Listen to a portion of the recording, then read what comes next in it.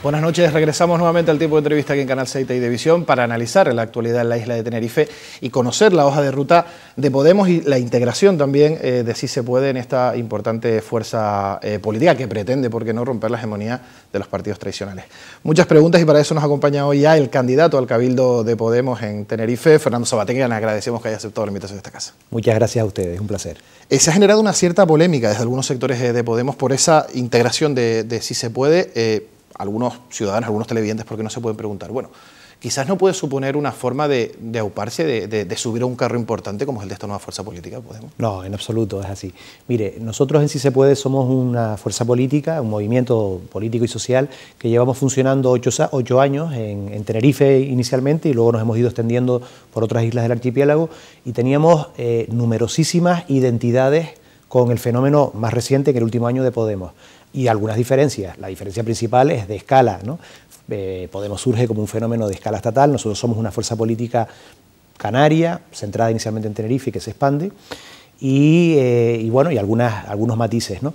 Pero las identidades eran muchísimas, por eso Sí Se Puede desde el primer momento, desde que se anunció el surgimiento de Podemos, pues saludamos con mucho entusiasmo, ¿no? Ese fenómeno, apoyamos, pedimos el apoyo a esta fuerza política en las elecciones europeas, pedimos en general el voto para las opciones de izquierda y de manera más particular para Podemos, y pronto, de forma bastante natural, dado que existe en Podemos la posibilidad de la doble militancia, muchas personas de Sí Se Puede, de forma espontánea, en sus municipios, en las localidades, empezaron a colaborar. Y ahí surgió un proceso en el que todavía estamos del cual todavía está transcurriendo, ¿no?, de progresiva confluencia entre Si Se Puede y Podemos, ¿no?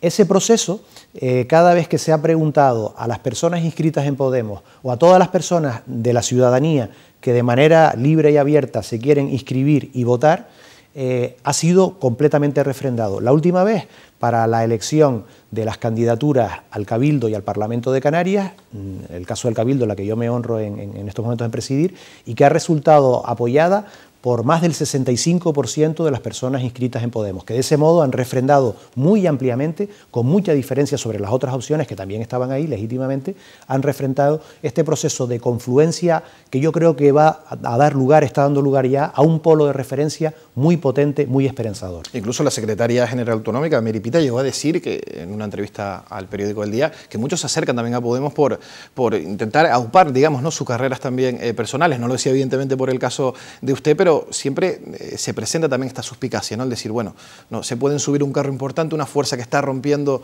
después de los resultados que tuvo las elecciones europeas, es decir, se puede dar pie también a pensar eso, ¿no? Eso puede estar sucediendo, no aquí, en muchos lugares del Estado español. Cada vez que hay un fenómeno potente, emergente, un fenómeno político, un fenómeno electoral, pues sin duda atrae a muchísimas personas, seguro que la mayoría, cargadas de buenas intenciones, de ilusión y de entusiasmo por cambiar las cosas, pero es probable también que atraiga a algunas otras que el mayor interés que tienen es auparse y tener una carrera política sin mucha, digamos, voluntad, de trabajar en servicio de los demás, ¿no? Podemos es un proyecto tremendamente abierto y flexible, aunque también tiene unos límites que debe tenerlos, ¿no? Y eso permite, si esos límites no se aplican, que algunas personas de estas características también se acerquen, como ha sucedido en otros momentos de la historia con otras fuerzas políticas emergentes, ¿no? Atendiendo a esta confluencia, ¿no pueden correr peligro los votos de Si Se Puede para el Ayuntamiento de Santa Cruz que se presentan? Yo pienso que lo que va a suceder es justamente lo contrario, ¿no? Podemos, como es sabido, no se presenta a las municipales en ningún municipio del Estado español, tampoco de los de Canarias. Si Se Puede se mantiene como una fuerza política que va a concurrir a muchos municipios de Tenerife, a la mayoría, a los más importantes demográficamente y también a otros municipios más pequeños, y yo creo que lo que se va a producir, mi impresión, es una sinergia positiva, ¿no? Es decir, seguro que va a haber muchísima gente que en esos municipios donde Sí Se Puede se presenta, escogerá la papeleta de Si Se Puede para el ayuntamiento y luego votará al Cabildo y al Parlamento de Canarias las candidaturas de Podemos en las que participamos personas de Si Se Puede con otras personas del resto de Podemos, ¿no? Pero es que aparte de Si Se Puede en Santa Cruz también se presenta, digamos, otra coalición, ¿no?, de fuerzas donde también se puede incluir vertientes, ¿no?, inspiraciones también de Podemos dentro precisamente de esa fuerza. Por eso decía que si se hace un llamamiento para el voto a Podemos, en este caso, evidentemente desde parte de Si Se Puede para el Cabildo, por eso le preguntaba, ¿no?, si claro, podía afectar, digamos, en Santa Cruz, que puede pasar, ¿por qué no? Pues esto que voy a explicar ahora a lo mejor puede parecer un poco enrevesado para alguien que nos vea y nos escuche, pero mire, Podemos no se presenta a las elecciones municipales y nadie puede decir que va como Podemos a las elecciones municipales.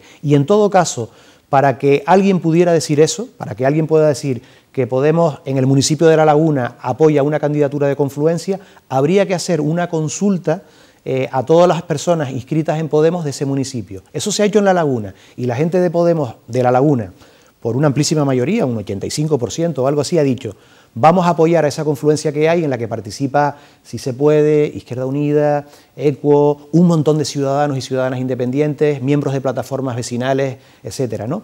Entonces se ha hecho la consulta y en ese caso sí que se podrá expresar con plena legitimidad que se apoya a esa candidatura, este ejemplo que he puesto de confluencia ciudadana Laguna. En otros municipios donde no se haya dado eso, nadie podrá decir que Podemos apoya determinada candidatura porque desde luego infringiría las propias normas de Podemos.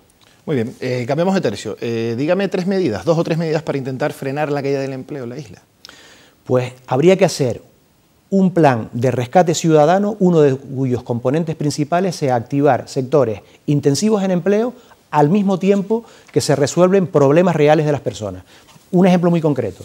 Tenemos sectores todavía amplios de la isla, por ejemplo, por decir uno, la comarca de Icó, sectores amplios del municipio, que es muy amplio, de Guía y Sora, otros sectores del territorio, donde no es que no tengamos depuradoras, es que no tenemos todavía completa ni siquiera la red de alcantarillado. Es la típica obra muy intensiva en mano de obra, frente a obras muy grandes, pero que se hacen con gran maquinaria muy pesada y muy poco personal, ¿no? Bueno, pues resulta que necesitamos dejar de verter las aguas negras al acuífero.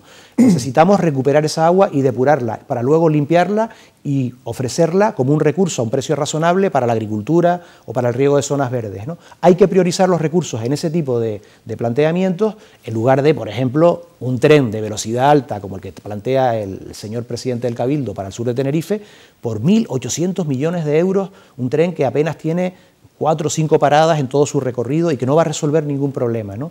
La de cosas como la que he dicho que se pueden hacer. Se pueden poner otros muchos ejemplos. No depende solo de la administración insular, también de la administración autonómica canaria o de la administración del Estado. Y cada cosa llevará su momento y su escalón, ¿no? Hay que robustecer de manera muy potente los servicios sociales. Si nosotros tuviéramos unos índices de personal trabajando en los servicios sociales como el que tienen los países más organizados del mundo, por ejemplo los países escandinavos, prácticamente no tendríamos personas paradas en Canarias, porque multiplicaríamos el empleo y sobre todo el empleo femenino, el empleo de las mujeres que les cuesta más acceder al mercado de trabajo.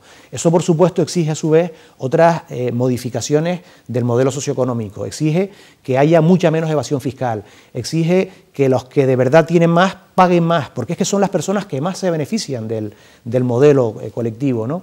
Exige que dejemos de derrochar dinero en cosas innecesarias, como el ejemplo de los trenes que decía antes, o otro tipo de obras suntuarias que no hacen falta, etcétera, ¿no? Hablamos también del plano de la agricultura, también un sector que ha sido duramente dañado por la crisis económica. ¿Podemos tiene en agenda algún tipo de medidas también para reactivar un sector que otrora pues, fue tan importante, ¿no?, para la isla y para Canarias? Sí las tiene y además, en algunos casos además, con ejemplos concretos que nos sirven de referencia y que están funcionando. Permítame ponerle un ejemplo. Mire, en el Ayuntamiento de Buenavista, en este caso, como es sabido, un ayuntamiento gobernado por Sí se puede, se ha ido poniendo en marcha en este mandato lo que se llama un sistema local de alimentación. ¿Qué es eso? Significa establecer una alianza poderosa, o lo más poderosa que seamos capaces, entre los productores agrarios, los agricultores y las agricultoras, y el resto de la ciudadanía, que todos comemos todos los días 3 o 4 veces y consumimos alimentos, ¿no? De manera que haya un mercado de proximidad y que pasa por cosas que ya se están poniendo en marcha en Buenavista, como la siguiente: organizar a los agricultores y de forma, sobre todo lo más interesante, a los agricultores en lo posible ecológicos, para que abastezcan los comedores escolares de los colegios, de los centros de enseñanza de Buenavista, de tal manera que los niños y las niñas que comen allí se alimentan de productos frescos, de productos sanos y de productos locales, y queda todo dentro de la economía local. Se ha puesto en marcha un mercado del agricultor. Ese tipo de cosas, yo no digo que sea lo único que hay que hacer, ni que haya que reproducirlo miméticamente en todas partes, pero indican el camino de por dónde hay que ir. Reforzar la producción local, el autoabastecimiento alimentario, lo que llama la FAO la soberanía alimentaria. Aspirar a que del ínfimo 4, 5, 6% de consumo de productos locales que tenemos ahora, vayamos hacia lo que es razonable, un 40, un 50%, pero eliminando intermediaciones, favoreciendo una conexión lo más directa posible entre productores agrarios y consumidores, con mercados del agricultor, con tiendas con cierto apoyo público de productos locales, con sistemas de abastecimiento en cajas a consumidores locales, enseñando a la gente o reforzando algunas cosas que ya se han hecho en este sentido, a valorar el producto local, las variedades nuestras del país, la gastronomía con nuestros propios productos, desde la escuela hasta los centros de mayores, pasando por todo lo demás. Reforzar mucho esa alianza entre productores y consumidores del país. Precisamente nombra usted también el término, ¿no? Gente también de ciudadanía. Quizás habría que reeducar en ese sentido, porque no parece tan fácil. A veces se da la impresión de que Podemos habla, lo habrá oído usted posiblemente en varias ocasiones, con una varita mágica que se van a solucionar los problemas. En ese sentido, ¿es necesario volver a interpretar otra vez nuevamente, mejor dicho, a la sociedad, que tomen conciencia realmente de esa cadena que usted está explicando en el sentido agrícola? Mire, la idea no es mía, la dijo alguien hace muchos años, pero es perfectamente aplicable hoy. La situación de la sociedad canaria, y yo creo que del conjunto de la sociedad del Estado español, es como un coche que está en caída y en marcha atrás. Entonces hay que ir consiguiendo que ese coche vaya reduciendo su velocidad en marcha atrás, que finalmente se detenga y después que arranque otra vez hacia adelante y vaya cogiendo cierta velocidad. Eso es lo que nos sucede. Seguro que hay muchas cosas que tenemos que revertir, ¿no? Hemos llegado hasta una sociedad que ya tenía problemas históricos acumulados, en muchos casos de siglos, pero que no hemos hecho sino profundizar en ellos. La dependencia completa del exterior, no solo la dependencia alimentaria que antes nombraba, la dependencia energética, ¿no? Canarias depende en un 93% de la electricidad que producimos de petróleo, y ahora quieren que sea gas, importado de fuera, ¿no? Nosotros somos una de las mayores potencias turísticas mundiales. El año pasado 14 millones de visitantes. Muchos países aspirarían, soñarían con tener esa cifra. Nuestro problema es que ese turismo revierte muy poquito en la economía local, porque los establecimientos hoteleros y estratohoteleros son en buena parte de cadenas foráneas a Canarias, y porque en general no hemos conseguido que ejerza un tirón significativo sobre la economía. Entonces, es muy importante, como primer paso, diagnosticar cuáles son los problemas. Y una vez realizado ese diagnóstico, empezar a que el coche deje ir para atrás y luego vaya hacia adelante, planteando alternativas. En el sector turístico que acabo de nombrar, es fundamental, por ejemplo, potenciar todo lo posible una red de pequeñas y medianas empresas, de cooperativas, de gente joven que tenemos formada, desde historiadores del arte a personal con formación en psicología, en múltiples campos, ¿no?, que puedan mostrarle y vivir dignamente de que nuestros visitantes turísticos conozcan mucho más que hasta ahora el patrimonio natural, el patrimonio cultural, la historia, la literatura, que nuestros poetas o nuestros escritores vendan sus libros traducidos al inglés, al alemán, al ruso, no ya fuera de Canarias, a todos esos cientos de miles de personas que vienen aquí, una parte de los cuales tiene interés, y no lo estamos sacando partido, en conocer esto mucho más a fondo. Por ahí, y cosas como esta, tenemos un enorme campo que recorrer. No obstante, los partidos tradicionales también pueden ponderar y defender que este modelo turístico es el que consigue 14 millones de visitantes. Aunque por otra parte no se está creando el empleo que debería de crearse. Pero podrían argumentarlo también de esa forma. 14 millones son datos prácticamente históricos, ¿no? Es el problema de haber centrado durante tantos años todas las cuestiones en la cantidad y muy poco en la calidad. O si usted quiere, en ese viejo adagio que decía burro grande, ande o no ande, ¿no? Es lo mismo que sucede con las grandes infraestructuras, ¿no? Todos nuestros problemas se iban a arreglar construyendo puertos industriales como el de Granadilla, que ya vemos que no ha generado casi ningún puesto de trabajo, muy poquitos en relación a la enorme inversión, o trenes de alta velocidad, o duplicando pistas de aeropuertos, o consiguiendo que venga 300.000 turistas más que el año anterior, ¿no? Yo creo que, además, es lo que corresponde a un territorio frágil, pequeño, fragmentado, pero tremendamente rico, diverso, delicado, como es el archipiélago canario, ¿no? Muchas cosas pequeñas, bien articuladas entre sí, ¿no? Imagínese usted, por ejemplo, la cantidad de empleos que podría crear en el archipiélago, donde casi toda la inversión se va terminada de encaminarse en la propia creación de puestos de trabajo, simplemente cumplir la ley de accesibilidad, que hiciéramos verdad lo que hace más de 15 años tenemos aprobado una ley española que dice que todas las calles tienen que ser accesibles a las personas que tienen una discapacidad, una diversidad funcional, que todos los lugares públicos tienen que tener rampas de acceso, que tienen que tener tal. Ese tipo de cuestiones que exigen sobre todo personal trabajando, y algunos bloques y cemento y arena y no sé qué, si concentráramos ahí los recursos, mejoraríamos las ciudades y los pueblos para las personas que más lo necesitan, pero también para todo el resto de las personas, para quien va con un niño pequeño en un carrito, para quien un día tiene que arrastrar una maleta, etcétera, etcétera, etcétera, ¿no? Pongo esto como ejemplo de cómo las cosas que resuelven los verdaderos y auténticos problemas que tiene la ciudadanía, muchas veces bien pensadas, son también las que más empleo generan y las que finalmente rinden más para el conjunto social. ¿Reactivaría usted los proyectos experimentales de cultivo de las fincas que son propiedad del Cabildo? Por ejemplo, la de las Llanadas, donde se presentaron proyectos, cultivo, por ejemplo, del kiwi, entre otras cuestiones. ¿Cree usted que ahí hay una salida también importante? ¿Se debe de experimentar en este sentido también? Pues probablemente sí. Yo el énfasis principal que colocaría es que el gran nicho que tenemos que desarrollar es el mercado local. Es decir, yo creo que en general, bueno, tenemos un mercado consolidado en el mundo del plátano, que hay que ver cómo eso se logra mantener, porque hay muchas economías que siguen dependiendo de eso, y sobre todo en determinadas islas o en determinadas comarcas del sur y el norte de Tenerife.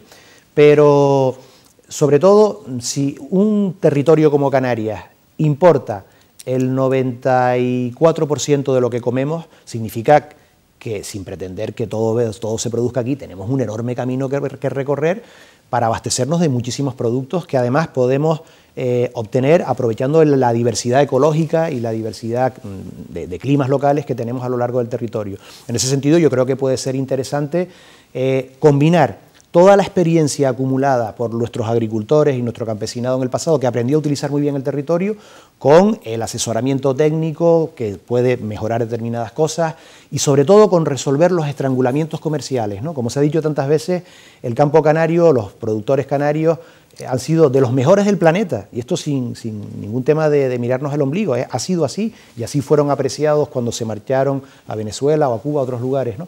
Como grandes, excelentes productores agrarios, pero muchas veces muy malos vendedores de lo que producían. Ahí es donde la administración pública, el Cabildo, por ejemplo, tiene una gran tarea. ¿Sentaría usted a los principales empresarios de la isla de Tenerife para buscar alternativas ante una situación económica que, bueno, no es evidentemente la mejor de todas? ¿Cree usted que sentando a estos principales empresarios se podrían encontrar soluciones que redundaran en el bien del interés general de la ciudadanía? Yo creo perfectamente en que hay que dialogar con los principales empresarios, también con los pequeños y medianos empresarios, también con los autónomos, pero desde luego, ¿por qué no?, con los grandes empresarios, donde siempre y cuando, y es quizá lo principal, la administración pública tenga una hoja de ruta, tenga un proyecto hacia el que se quiere llegar. ¿Es lo que ha faltado actualmente? Sin duda. Para mí, el gran problema que hemos tenido en general en el archipiélago canario y también, ¿por qué no?, en muchos de los cabildos insulares, es una hoja de ruta, un proyecto de isla hacia el que queremos llegar. Y teniendo eso hay que buscar alianzas y apoyos con todos los sectores. Es sabido que realmente quienes más empleo generan a menudo no son las grandes empresas, son todo ese tejido de pequeñas y medianas empresas, todo ese personal autónomo, incluso personal autónomo a tiempo parcial, con el que hay que contar y mucho, ¿no? Pero lo más importante de todo es tener un modelo de isla alternativo donde la gente pueda vivir de manera mucho más digna que hasta ahora, generando economía local, donde no exportemos recursos de capital, por ejemplo, donde recuperemos entidades financieras que tuvimos y perdimos, como las cajas de ahorro, y tantas cosas que hacen que al final funcione como un círculo virtuoso. Muy bien, seguimos en materia económica. ¿Cómo afrontaría usted el plan de reducción del sector empresarial público del Cabildo Tenerife? Por ejemplo, le hablo de las cuestiones relativas a los casinos, a los campos de golf, esa participación que se tiene también en litografía Romero.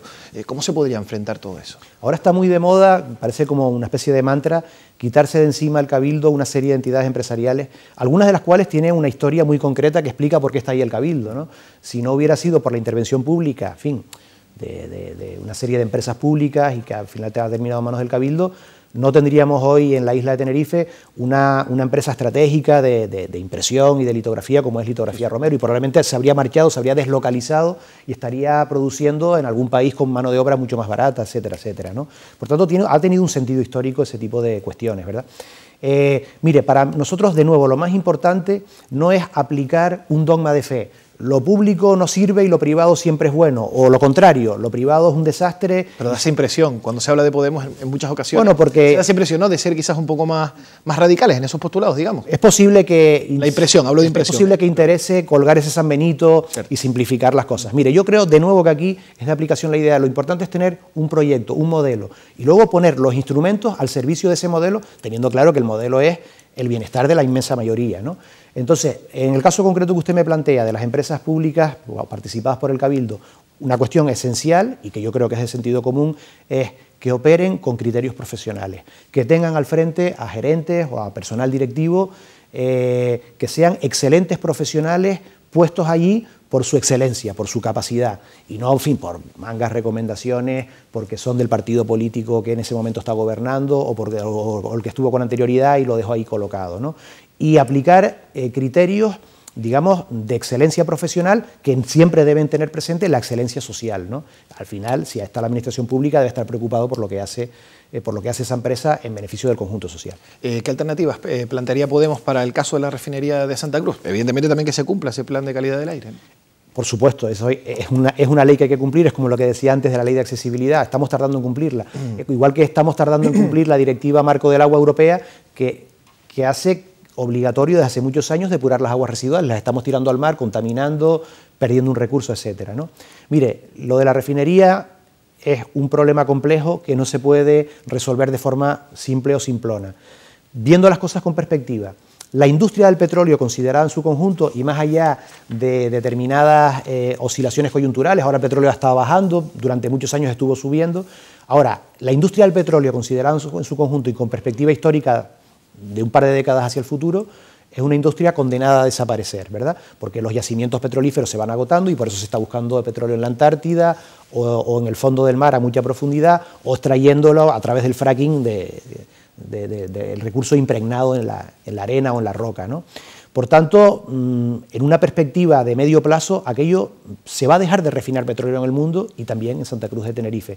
Habrá que tener una perspectiva para, por un lado, utilizar de forma inteligente para la colectividad aquellos terrenos y por otro para darle alternativas a las personas que trabajan allí o a sectores de empresas que funcionan en el entorno de la refinería.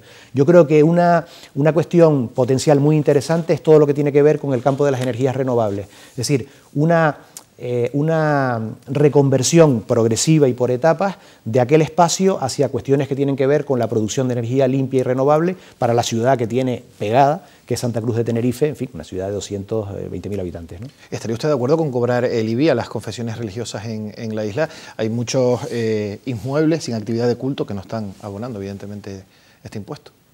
Yo creo que con la Iglesia en general y desde el máximo respeto a las creencias de cada persona, vaya eso por delante, yo creo que hay que tener un criterio de laicismo ciudadano, es decir, ¿por qué hay que tratar de forma diferente y preferente a una confesión religiosa frente a todas las demás?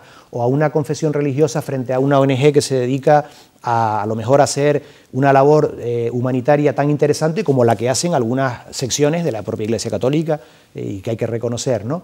Por tanto, yo personalmente no participo de la idea de que la Iglesia deba estar exenta del pago del impuesto de bienes inmuebles o de cosas por el estilo, y en todo caso, en un proceso progresivo, si la Iglesia considera que eso supone un gasto muy oneroso, pues que se vaya desprendiendo de muchos de esos inmuebles que a lo mejor no los está utilizando para nada y le dé otro uso más interesante para la colectividad. ¿El Cabildo podría tener la potestad de actuar como intermediario a la hora de poder frenar desahucios? Conocemos numerosos casos, por desgracia, en la isla de Tenerife, donde muchísimas familias han tenido que ir de sus casas, ¿no? Ese papel le corresponde a diferentes niveles de la Administración. Hay uno muy importante, la Consejería de Vivienda del Gobierno de Canarias. Hay uno aún más importante. Esperemos que muy pronto, más temprano que tarde, el señor Pablo Iglesias entre por la puerta de la Moncloa como presidente de España y, por tanto, una mayoría parlamentaria en el Congreso de los Diputados de Podemos cambie la ley para que no pueda seguir sucediendo desahucios en España a personas que no tienen otra vivienda, a personas que están en una situación desesperada, con hijos pequeños, con personas discapacitadas a su cargo, ese tipo de dramas que todo el mundo que tiene un mínimo de sentido común y de sentimientos considera que no pueden ser. Esos son niveles. El Cabildo podría hacer también algunas cosas, ¿no? Identificando un mapa de recursos de viviendas y de zonas donde hay un número muy elevado de viviendas vacías y buscando recursos legales para favorecer que emerjan en el mercado a precios razonables. ¿Se le puede hablar de tú a tú en este caso a las entidades bancarias? Sin ninguna duda. Ahí los ayuntamientos y el propio Cabildo puede desempeñar un papel de primer orden, diciéndole, usted ejecuta desahucios a familias que no tienen ningún recurso, nos vamos, sacamos nuestro dinero y nos buscamos otro banco, que para eso hay muchos más y hay competencia. ¿Qué tope salarial fijaría para presidente del Cabildo de los consejeros? Así, a bote pronto. Mire, el tope salarial que no fija uno, sino que lo ha fijado Podemos como criterio general, plantea un máximo de 3 veces el salario mínimo con algunos elementos de corrección, unos complementos en función de si uno tiene uno o varios hijos, ¿no? Y por tanto nosotros que participamos del proyecto común de Podemos hacemos nuestro este criterio. Vamos ya terminando. ¿Quiénes representan en Tenerife la casta política y quién es la casta económica? Pues la casta política y la casta económica son en realidad una misma cosa y son a veces indiferenciables. La punta del iceberg de esa conexión indiferenciable es personas que están en la empresa privada y pasan a ser representantes políticos o representantes políticos que terminan en el consejo de administración de una empresa. Pero eso es la punta del iceberg. La parte oculta que no vemos es un entramado de intereses que se ha ido construyendo a lo largo de más de 30 años, tal vez incluso más atrás, tal vez incluso en la época del régimen anterior del general Franco, ¿no? Donde las grandes entidades financieras, las grandes empresas de la construcción, los grandes monopolios o oligopolios eléctricos y unas pocas empresas más, junto con, en España, los dos grandes partidos, PSOE y Partido Popular. En el caso de Canarias, Coalición Canaria, junto al PSOE y al PP, conforman eso que ahora se ha dado en llamar de manera muy clara, muy expresiva y que todo el mundo comprende, la casta, ¿no? ¿Usted descartaría, por lo tanto, en el hipotético caso que se diera, de pactar con la casta? Nosotros lo que haríamos y lo que llevamos en nuestro programa es lo siguiente: negociaríamos con respecto al programa y, segundo, cualquier eventual pacto lo someteríamos a consulta ciudadana, de manera que sería la mayoría la que decidiera. Ahora, dicho esto, yo le planteo mi opinión personal, es muy improbable, es casi totalmente imposible que Podemos en el Cabildo de Tenerife llegar a un acuerdo con esos 3 partidos que acabo de mencionar. Muy bien, pues con esta última reflexión ponemos ya punto y final a estos 25 o 30 minutos de entrevista donde han podido conocer pues la hoja de ruta, ese proyecto que se marca Podemos en Tenerife, y así agradecemos la presencia de su candidato al Cabildo, de Fernando Sabaté, y como les solemos decir ya a todos los candidatos, que tenga usted mucha suerte. Muchas gracias, muchas gracias. Nosotros nos vamos, pero recuerden que mañana volvemos con más actualidad, más debate, más entrevistas, ya lo saben, aquí en Canal 6 Televisión. Sean felices.